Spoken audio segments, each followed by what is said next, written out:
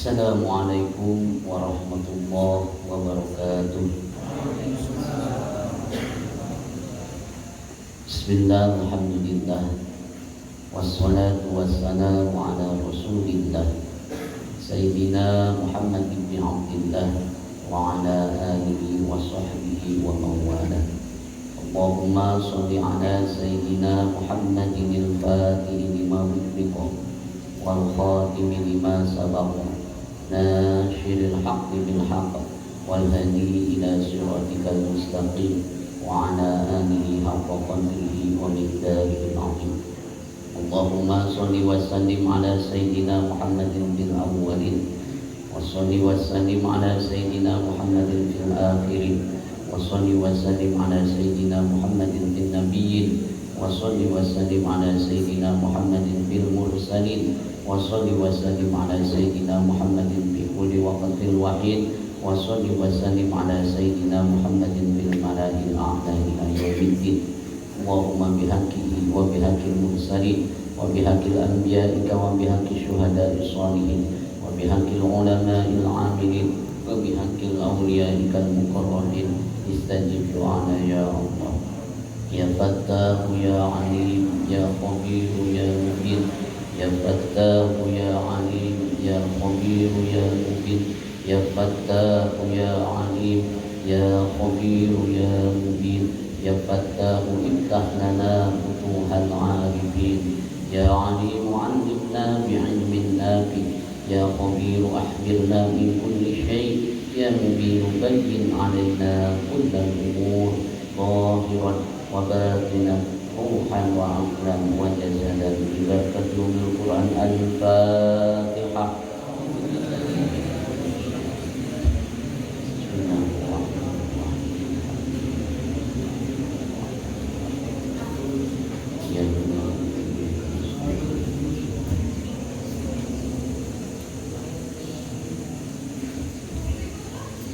Bismillahirrahmanirrahim. Yang saya hormati dan Allah muliakan para habaib, para ulama, para ustaz, para ustadzah, para santri, jamaah, wabil khusus ahli majlis sholawat, majlis ta'lim Darul Hayat yang dibina oleh Bapak Haji Sukana beserta jajarannya. Mudah-mudahan beliau senantiasa sehat walafiat, diberikan rezeki yang berkah untuk memperjuangkan agama Allah, untuk melestarikan nilai-nilai ajaran yang dibawa oleh Kanjeng Nabi Muhammad SAW. Para jamaah, para ibu, para santri, para pecinta sholawat yang saya hormati dan Allah muliakan, izinkan saya di sini niat bersilaturahmi. Kalau tadi disebutkan menyampaikan tausiah, saya kira tidak mungkin. Cuma hanya ingin bersilaturahmi ke majlis taklim Darul Hayat yang setiap malam Jumat diadakan sholawatan.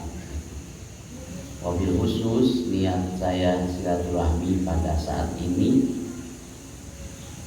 diniatkan juga dalam rangka menyambut bulan suci Ramadan. Menyambut bulan suci Ramadan, kata para ulama, seharusnya memang tidak hanya saat ini gitu, atau hari ini, tapi jauh-jauh hari. Bahkan kalau para ulama itu ada yang 6 bulan sebelum Ramadan sudah menyambut bulan suci Ramadan. Ada yang 3 bulan sebelum Ramadan, mulai dari Rajab, Sya'ban, dan Ramadan. Ada juga ya paling tidak karena Rajab sudah tidak ada, sekarang Sya'ban, dan Sya'ban pun juga sudah terakhir gitu. Di insya Allah kalau tidak salah ya, kalau secara hitungan hisab itu antara Senin atau Selasa. Tapi kita Ahlus Sunnah wal Jamaah itu menggunakan ketentuannya ru'yah. Oleh karena itu kita menunggu saja ahli ru'yah, menunggu keputusan dari ahli-ahli yang sudah ditugaskan ya, untuk mengintip bulan ya, karena ini sesuai dengan Al-Quran dan juga hadis Kanjeng Nabi Muhammad SAW. Di dalam Al-Quran disebutkan barang siapa yang menyaksikan asyhara bulan, ini kata para ulama menyaksikannya dengan apa? Nah, itu ditekankan atau dijabarkan dengan hadis sumu biru'yatihi, berpuasalah dengan melihat bulan. Maka syahidah di sini adalah melihat bulan. Jadi kalau sudah ada yang melihat bulan, oh berarti kita wajib berpuasa. Jadi kita berdasarkan ya, Al-Quran dan hadis Ahlus Sunnah wal Jamaah, tidak dengan hisabnya, tapi dengan ru'yah. Mudah-mudahan dengan hadirnya saya di sini, saya khususnya para jamaah umumnya juga mendapatkan berkah Sya'ban, yang berkah Sya'ban ini merupakan modal untuk mendapatkan berkah Ramadan. Nah, berkah Sya'ban itu bisa didapatkan ketika berkah Rajab sudah dapat. Oleh karena itu, Kanjeng Nabi Muhammad SAW menyambut bulan suci Ramadan itu dengan berdoa dari mulai Rajab. Allahumma barik lana fi Rajab wa Sya'bana wa ballighna Ramadan. Ya Allah, berkahilah kami di bulan Rajab dan berkahilah kami di bulan Sya'ban, dan sampaikanlah kami di bulan Ramadan. Nah, apa yang menjadi keberkahan di bulan Rajab? Kata para ulama, keberkahan di bulan Rajab adalah maghfirahnya Allah Subhanahu wa ta'ala. Hal ini sesuai dengan hadis Kanjeng Nabi Muhammad SAW, Ar-Rajab syahrullah. Rajab itu adalah bulannya Allah. Nah, maksud bulannya Allah apa? Apakah bulan-bulan lain bukan bulannya Allah? Bukan berarti bulan lain itu bukan bulannya Allah, tapi kata para ulama, bulan Rajab itu mahsusun bil maghfirah, dikhususkan dengan maghfirahnya Allah, pengampunan Allah Subhanahu wa ta'ala. Maka di bulan Rajab itu seringkali para ulama ketika akan membahas tentang Rajab atau di kitab-kitab itu selalu ada ayat yang dikutip, yaitu ayat wasari'u ila maghfiratin. Bulan Rajab berkah yang utamanya adalah maghfirah, pengampunan. Nah, secara amaliyahnya maka di bulan Rajab kita harus sering membaca istighfar. Ketika di bulan Rajab sering membaca istighfar, maka akan mendapatkan keberkahan di bulan Sya'ban. Nah, apa itu keberkahan di bulan Sya'ban? Keberkahan di bulan Sya'ban adalah berkahnya sholawat, berkahnya Kanjeng Nabi Muhammad SAW. Hal ini sesuai dengan hadis yang tadi, lanjutan Ar-Rajab syahrullah wa Sya'ban syahri. Sya'ban itu adalah bulan. Nah, maksudnya bulan itu di sini apa? Yaitu bulan di mana Allah Subhanahu wa ta'ala dan para malaikat bersolawat kepada Kanjeng Nabi Muhammad. Dan pada saat itu pula kaum mukminin, mukminat semuanya yang percaya bahwa Kanjeng Nabi adalah utusan Allah diperintahkan untuk bersolawat. Nah, ini menurut para ulama ahli tafsir dan ahli Quran, ayat yang berkenaan dengan sholawat yaitu innallaha wa malaikatahu yusholluna 'alan nabi ya ayyuhalladzina amanu shollu 'alaihi taslima. Itu diturunkan oleh Allah pada bulan Sya'ban. Oleh karena itu, maka pantaslah Kanjeng Nabi Muhammad SAW menyampaikan Sya'ban Syahri. Sya'ban adalah bulan. Nah, maka saya sangat bergembira dan sangat bahagia ditakdirkan oleh Allah pada malam hari ini bisa bersama-sama dengan ahli sholawat pada malam hari ini. Dan alhamdulillah itu saya merasakan kenikmatan gitu. Walaupun nikmatnya baru nikmat karena ada dentuman hadrohnya saja gitu. Kalau para ulama itu nikmatnya baru mendengar Nabi Muhammad SAW itu sudah bahagia. Ya kalau saya levelnya bahagia ketika dengar hadroh saja, alhamdulillah. Nah, ketika kita bisa mendapatkan keberkahan di bulan Sya'ban, yaitu bulan Kanjeng Nabi Muhammad SAW, mendapatkan rahmatnya Allah melalui sholawat kepada Kanjeng Nabi Muhammad SAW, maka nanti akan bisa masuk ke bulan Ramadan yang di bulan Ramadan penuh dengan keberkahan. Kenapa di dalam doa itu Kanjeng Nabi Muhammad SAW ketika Ramadan tidak disebutkan lagi Allahumma barik atau tidak ada wa barik lana di Ramadan, tapi yang digunakan adalah wa balighna Ramadan. Atas pertanyaan ini ada para ulama yang menjawab, karena keberkahan di bulan Ramadan itu sudah Allah siapkan, sudah Allah berikan tanpa kita memintanya. Jadi kalau di Rajab, Allahumma barik lana fi Rajab. Yang tadi berkah utamanya adalah maghfirah, pengampunan dari Allah Subhanahu wa taala. Wa barikna gitu. Allahumma barik lana fi Rajab wa Sya'ban gitu. Wa di situ wawu ataf yang artinya Allahumma barik lana fi Sya'ban. Gitu. Ada wawu atafnya di situ. Maknanya adalah Allahumma barik lana fi Sya'ban.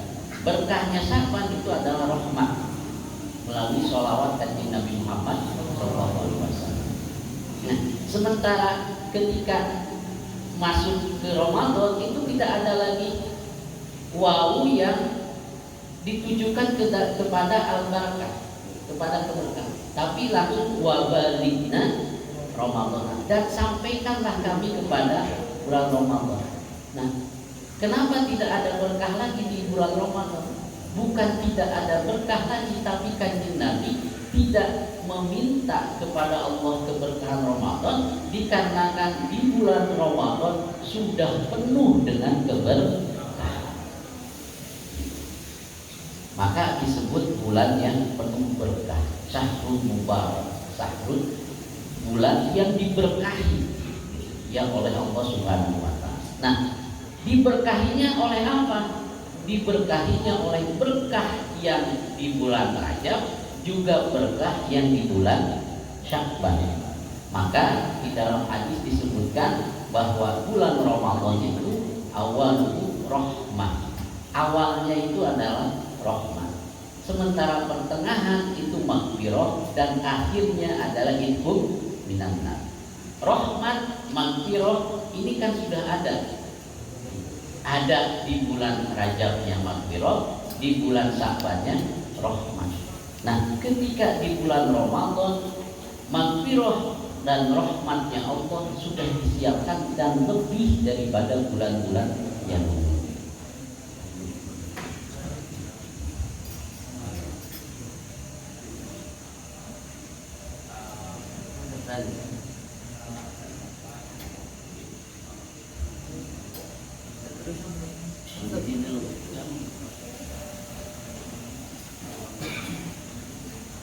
Ahlan wa sahlan bihudukum. Selamat datang dan mohon izin saya menyampaikan silaturahmi ini. Karena isi utama dari silaturahmi itu saling mengingatkan.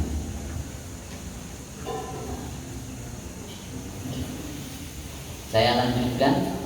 Jadi keberkahan di bulan Ramadan itu mencakupi keberkahan Sa'ban, keberkahan Rajab.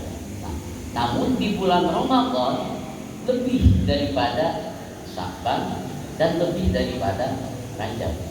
Nah, maka kelebihan itu oleh Allah Subhanahu wa taala disiapkan. Justru yang paling utama itu adalah rahmatnya. Diawali dengan rahmat. 10 yang pertama itu rahmat Allah Subhanahu wa taala. Nah, dari sini kata para ulama ahli thariqah, ahli tasawuf menyampaikan bahwa modal utama untuk masuk ke Ramadan itu tiada lain kecuali bagaimana kita bisa sedekat mungkin dengan kanjeng Nabi Muhammad sallallahu alaihi wasallam. Kenapa demikian? Karena adanya Ramadan, adanya keberkahan yang disiapkan di bulan Ramadan itu dikarenakan adanya kanjeng Nabi Muhammad. Kalau kita sudah dapat rahmat, maka maghfirah pasti akan dapat, dan itqun minan nar, keselamatan dari neraka sudah pasti dapat. Nah, oleh karena itu tadi saya sampaikan, saya sangat berbahagia sekali bisa hadir di tempat ini dalam rangka menyambut bulan suci Ramadan dengan bersolawat bersama-sama kepada kanjeng Nabi Muhammad. Nah, kenapa kita harus berbahagia? Karena kata para ulama ada 3 golongan ketika akan masuk bulan Ramadan. Ada yang bahagia, ada yang biasa-biasa saja, dan ada yang membenci atau menolak, enggan masuk Ramadan. Yang bahagia itu siapa? Orang-orang yang hatinya penuh dengan keimanan, hatinya yang lebih didahulukan adalah ruh, yang dimana ruh pada awal ajalinya, di alam ajalinya sudah bersaksi bahwa tiada Tuhan selain Allah. Alastu birabbikum qalu bala syahidna. Bahwa kita sebagai manusia yang memiliki ruh kita sudah meyakini bahwa Allah itu adalah Tuhan kita. Kita sudah ridho bahwa Allah itu adalah Tuhan yang mengatur kita dan Tuhan yang harus kita sembah. Nah, orang yang bisa berbahagia ketika akan masuk bulan suci Ramadan adalah orang yang keimanannya kuat, yang ruhnya melebihi atau bisa mengalahkan nafsu dan akalnya. Kenapa? Karena apa yang ada di bulan Ramadan, khususnya kewajiban berpuasa, itu tidak bisa diterima dan tidak bisa disambut kecuali dengan ruh. Akal kadang tidak bisa menerima kalau kita disuruh puasa, apalagi nafsu. Pastilah kalau nafsu itu tidak akan mau. Apalagi kita lihat bahwa puasa itu meniadakan atau memberhentikan dari unsur terpenting dalam kehidupan. Apa unsur terpenting dalam kehidupan? Makan, minum, dan bersenggama suami istri. Ini makan, minum, dan bersenggama suami istri itu unsur terpenting dalam kehidupan. Tapi ketika puasa tidak boleh dilakukan pada siang hari, kalau malam hari boleh. Nah, nafsu tentu tidak akan pernah mau menerima itu. Demikian juga akal. Tapi yang bisa menerima itu adalah ruh. Kenapa? Karena ruh tabiatnya selalu sami'na wa ata'na. Oleh karena itu kata para ulama, bulan suci Ramadan itu adalah bulan kesempatan yang terbesar dan terluas bagi ruh untuk memimpin kita mendekatkan diri ibadah kepada Allah Subhanahu wa Ta'ala. Kalau kita bisa berbahagia ketika menyambut bulan suci Ramadan, maka ketika Ramadan kita akan bahagia melaksanakan ibadah puasa. Demikian pula ketika kita bisa bahagia melaksanakan ibadah puasa Ramadan, maka di akhir Ramadan kita akan bisa berbahagia. Berbahagia ketika Idul Fitri dan berbahagia di akhirat kelak bertemu dengan Allah Subhanahu wa Ta'ala. Yang kedua, ada orang yang biasa-biasa saja. Ia menganggap bahwa puasa tahun lalu Ramadan ada, tahun ini ada, tahun depan juga ada. Ya biasa saja, paling hanya memindahkan makan dan minum. Kalau biasa-biasa saja, kata para ulama, orang ini akan mengakibatkan akhirnya ia akan merugi. Kenapa rugi? Karena dia melaksanakan amalan di bulan Ramadan, yaitu puasa, tapi tidak mendapatkan apa-apa daripada puasa itu kecuali lapar dan dahaga. Hal ini sesuai dengan hadis kanjeng Nabi Muhammad SAW, kam min shaimin laisa lahu min siyamihi illa al-ju' wal 'athas. Banyak sekali orang yang berpuasa tapi ternyata ia tidak mendapatkan apa-apa dari puasanya kecuali lapar dan dahaga. Ini akan merugi di akhirnya. Nah, yang ketiga adalah orang yang menolak datangnya bulan suci Ramadan. Jadi ia membenci dan bahkan menyalahkan Ramadan. Kenapa? Karena dia tidak mau siangnya itu istilahnya tidak bebas. Bahkan ada istilahnya dia marah. Wah, ini gara-gara Ramadan saya tidak bisa makan dan minum di siang hari, tidak bisa merokok di siang hari, ngopi dan sebagainya. Nah, kalau yang menolak, pastilah ketika Ramadan datang itu dia tidak mendapatkan apa-apa dan tidak bisa melakukan apa-apa. Sekalipun dia sehat walafiat, tapi dia tidak akan bisa berpuasa dan mengamalkan amalan di bulan suci Ramadan. Dan tentu akhirnya orang-orang ini akan celaka. Kalau di dalam Quran itu disebutkan itu dolimul nafsi, orang-orang yang mencelakai dirinya, dolim terhadap dirinya. Terus bagaimana kita untuk mengukur diri kita? Untuk mengukur diri kita, apakah kita ini termasuk orang yang berbahagia atau biasa-biasa saja, atau bahkan kita sebenarnya menolak datangnya bulan suci Ramadan. Na'udzubillahi min. Nah, ada salah satu teori ataupun cara yang ini biasanya ada di kalangan thariqah, khususnya di thariqah Qadiriyah Arabiyah, itu dengan cara melihat sejauh mana interaksi kita dengan Al-Quran. Apakah ketika kita melihat Al-Quran, mendengar nama Al-Quran, mendengar ayat-ayat Quran, membaca Al-Quran, apakah kita bahagia atau tidak? Termasuk daripada Al-Quran itu, mengamalkan Al-Quran adalah bersolawat. Kenapa? Karena tuntunan bersolawat ada di dalam Al-Quran. Nah, maka apakah ketika bersolawat itu kita bahagia atau tidak? Apakah ketika kita mendengar nama yang agung kanjeng Nabi Muhammad SAW itu kita ada sedikit bahagia atau tidak? Kalau kita termasuk yang bahagia, maka insya Allah ketika datangnya Ramadan kita akan bahagia. Nah, tentu kesananya akan baik. Nah, kalau umpama gitu, ketika mendengar Al-Quran, melihat Quran dan sebagainya biasa-biasa saja. Di rumah banyak Quran tapi dia biasa saja. Ada banyak yang bersolawat ya biasa saja. Tidak ada kesenangan dan sebagainya. Oh, sudah pasti nih di bulan Ramadan itu biasa-biasa saja.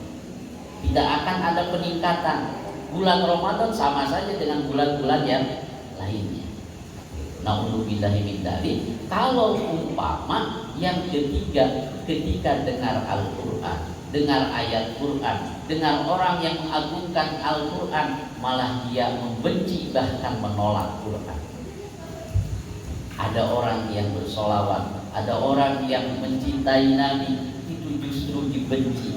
Wah, sudah pasti orang ini adalah orang yang menolak datangnya bulan suci Ramadan. Dan itu naudzubillah min dzalik akan menjadi orang-orang yang celaka dunia dan akhirat. Naudzubillah min dzalik. Mudah-mudahan kita semua, khususnya saya, dengan hadirnya di sini merupakan upaya agar hati khususnya saya bisa bergembira, bisa bahagia menyambut bulan suci Ramadan, dan akhirnya bisa bahagia melaksanakan puasa atau amalan di bulan Ramadan, dan mudah-mudahan di akhir nanti bisa bahagia melihat Kanjeng Nabi Muhammad SAW dan menyaksikan Allah Subhanahu wa taala di alam surganya Allah Subhanahu wa taala. Al-Fatihah.